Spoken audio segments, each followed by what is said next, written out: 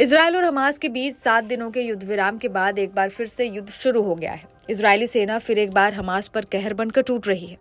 3 नवंबर को हुए इजरायली बमबारी में दर्जनों फिलिस्तीनी मारे गए हैं। इसी बीच फ्रांस के राष्ट्रपति इमैनुअल मैक्रों ने कहा कि इजरायल और हमास का युद्ध 10 साल तक जारी रह सकता है, क्योंकि इजरायल जो गाजा में करना चाहता है वो 10 साल में पूरा होगा।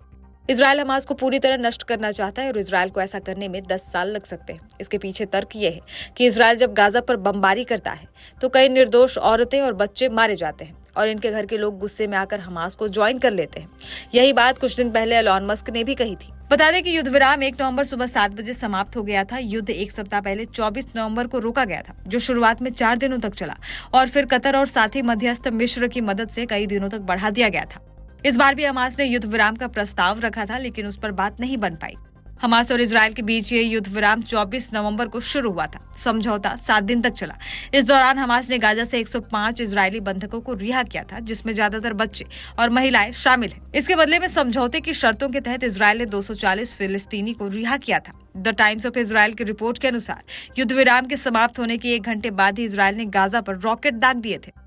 एक सप्ताह में ये पहला हमला था जो दोनों सेनाओं के बीच सहमत युद्ध विराम की समाप्ति के बाद हुआ था। बता दें कि आईडीएफ ने 7 दिनों के युद्ध विराम के पूरा होने के बाद पहले ही लड़ाई जारी रखने की बात कही थी। आईडीएफ के प्रवक्ता रियर एडमिरल डेनियल ने बीते दिनों कहा था कि आईडीएफ लड़ाई फिर से शुरू करने के लिए तैयार है। द टाइम्स ऑफ इजरायल ने कहा कि उत्तरी गाजा में गोलीबारी और विस्फोटकों की आवाजें भी सुनाई दे रही थी।